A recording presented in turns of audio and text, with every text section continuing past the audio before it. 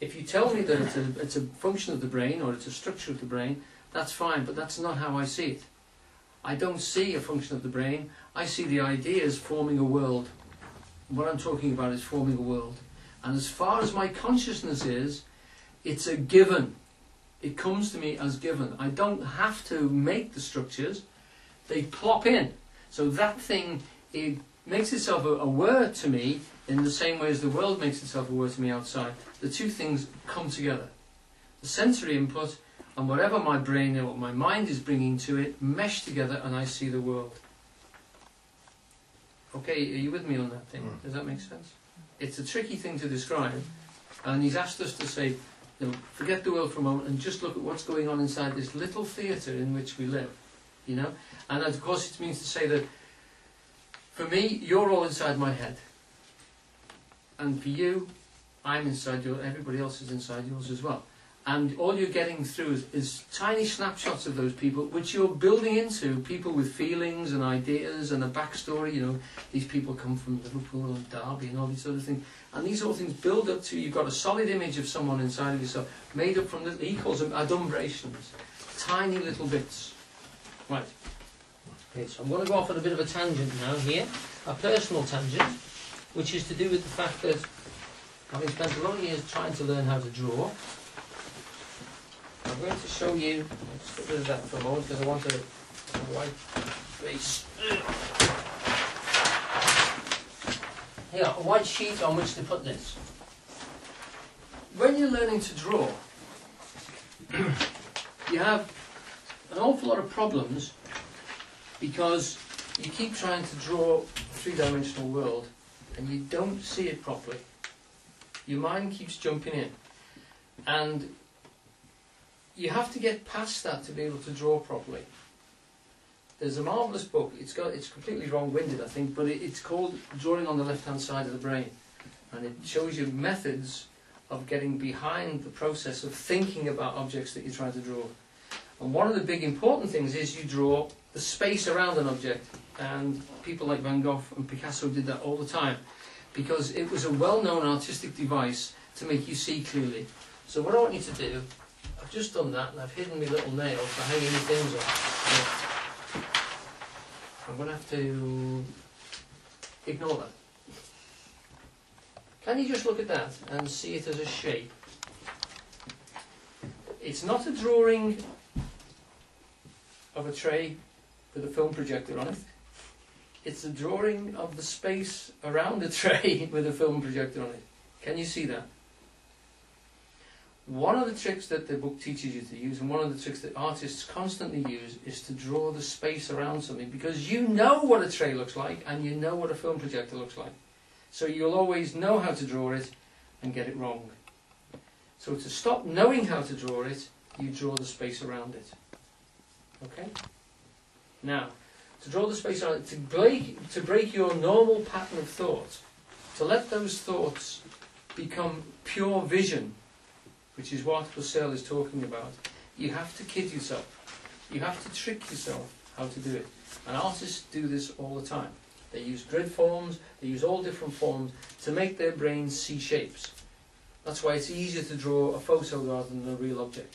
Much easier to draw a photo than a real object, because it's been turned into a flat shape for you. That's why it's easier. And if you turn the photograph upside down, or you do all sorts of different things to destroy its recognizability to you and draw it as if it was a map of some obscure country, it's even easier to draw, to get the shapes right. In other words, you can't get the shapes right because your brain keeps telling you what they are, instead of just seeing clearly and drawing what you see in front of you.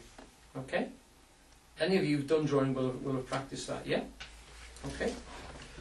Right, so, and there's a whole history of this. This is one of the things which... One of the other ways of doing it is to actually square things up. We have a squarer upper in the room, and she's going to remain anonymous, aren't you, Bea? And this is a drawing there of one of the artists who's obviously working for the Sun. This is a page 3 girl in the 16th century. This is one by a German artist, Albrecht Dürer, from a place not too far from Husserl. a man who went to Italy because they were drawing over there with perspective, worked out how they were doing it, and came back. Look what he's doing. He's looking at the lady through a wire mesh. Okay? Not only that, this is an artist's impression from the same book, Drawing on the Left-Hand Side of the Brain, of what it would look like to him. He's looking through. So what he's actually drawing is not a lady reclining, he's drawing a tiny triangle. Yeah? And then he's drawing another different shaped triangle. He could even measure it if he wanted to and get it just right. Then he's drawing a few lines in a square. That's probably the most difficult square, and if it was me drawing it, I would divide that down into about 8 smaller squares. So it comes down to small triangles again. Okay? Can everyone follow that? So he's breaking down what we think we can see into actually what we can see. He's getting it down to forms, simple shapes. Please forgive me, I'm trying to follow this. This triangle thing, I can't follow. Where's Okay. the triangles? Can you not see the triangle in the top of that square? Sort of, but what about all the other squares? But hang on, you just know, but if you do that, you're seeing a lady. Break the idea of a lady, what is she? Triangles and squares. There's a triangle, that's the simple one. Another triangle on that corner, another little triangle there. Okay? You know, if you imagine it like drawing the dots, don't we had drawing the dots when you were a kid? If I was doing it, I'd put a little dot roughly where the line crossed the squares, and then I'd join the dots. And you find you've got a pretty good facsimile of that lady reclining, and then you just need to get the detail. And to get the detail, if I was really struggling, I'd make the squares smaller, so that the face disappeared into squares and triangles again. Can everyone see that? There's a very interesting book by David Hockney where he looks into the methods used by the old masters, and they were using things like that, but he reckoned they were also using like a primitive form of camera. Yes. But both of the, you know, the light from the image comes through a hole and projects onto a screen. And you just draw around. And you draw around the screen. But in both cases, what you're doing is reducing to that flat. Yes. That flat plane that you were talking about before. Completely. Which is how it looks and then gives you the impression of the 3D object, because your experience fills in the rest. So what he says is we invented photography back in the 12th century, but we couldn't find the fixing material, so we used a man drew around it.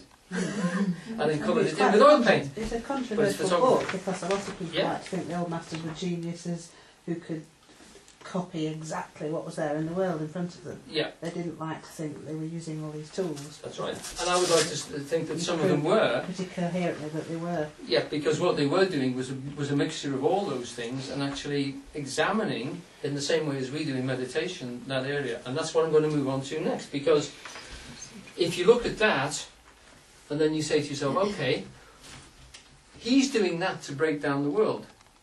He's breaking down the world into a form so he can copy it, and when other people look at it, they'll see a lady reclining. But to do it, he has to get a wire mesh, he has to square up his paper in exactly the same shape as the wire mesh to make it simpler. I actually know somebody who doesn't have to do that, but actually uses basic squaring forms, etc. But look what else he's got to do. He's got to fix his eye. Because if his eye moves, he changes the whole world. Okay, that's what I used to have to teach when I was teaching the kids perspective. I said, now remember, when you change, how's the easiest way to change your whole horizon?